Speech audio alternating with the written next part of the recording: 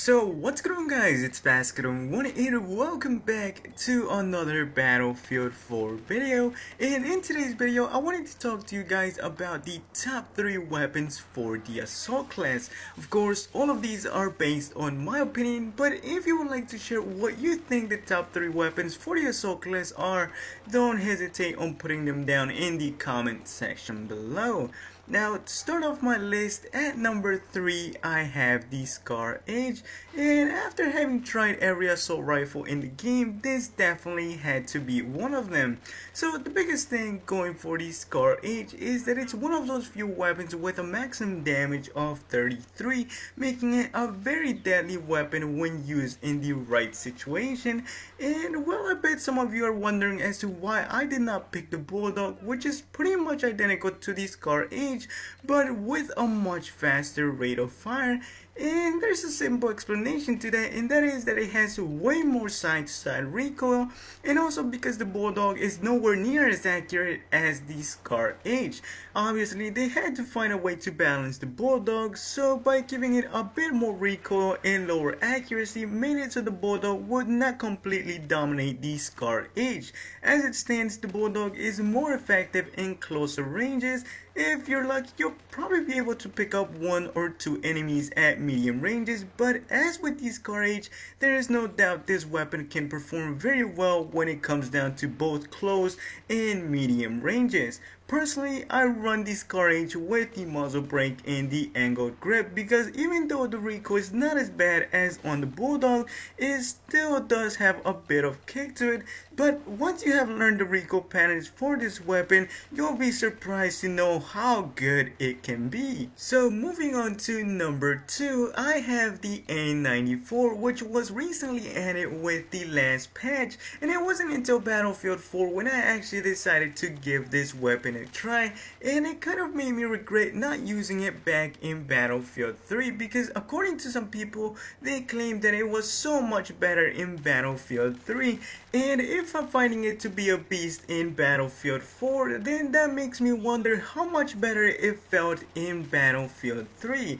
Now what makes the N94 such an amazing weapon is that when you switch its fire mode from fully automatic to burst fire mode, it doubles this weapon's rate of fire, making it go from 600 rounds per minute to a whopping 1200 rounds per minute. So when switching it to burst fire mode, not only is your rate of fire going to improve, but also the way you handle the weapon, because since you will be firing in bursts, it will allow you to be more accurate, but at the same time have more control over the rounds in the magazine. This is what truly makes this weapon so special, and when it comes down to using this weapon, there's just nothing you have to worry about because the N94 lets you adapt to whatever situation you're in, whether it is at close ranges or long ranges.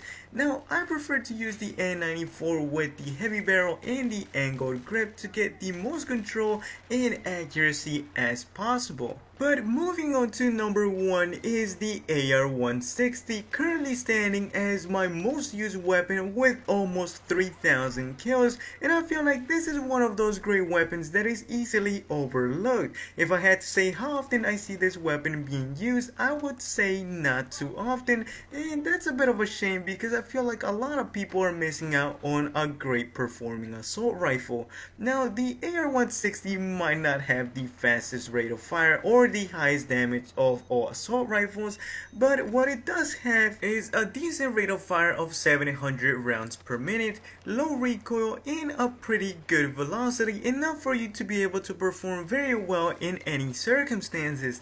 This has to be the best thing about this weapon because it's able to put all of its traits together to in the end create a very versatile weapon. Although where I would say this weapon is more suited for would be in medium to long range engagements, because this way you'll be taking advantage of its stable recoil and very high velocity. So since the AR-160 is so versatile, I like to run this weapon 2 ways. The first one would be when playing in close ranges, and that would be with just the vertical grip alone and no barrel attachments, giving me the advantage whenever I need to hip fire. As for the second loadout, it would be when playing in medium to long ranges, and that is just the stubby grip alone alone, and once again no barrel attachment allow my spread to not increase as fast while firing in fully auto.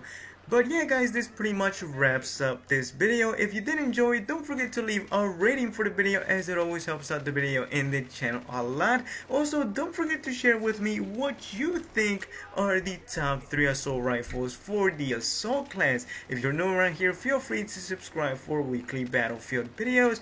And as always, this is Fast Scrum 1, and see you in the next video.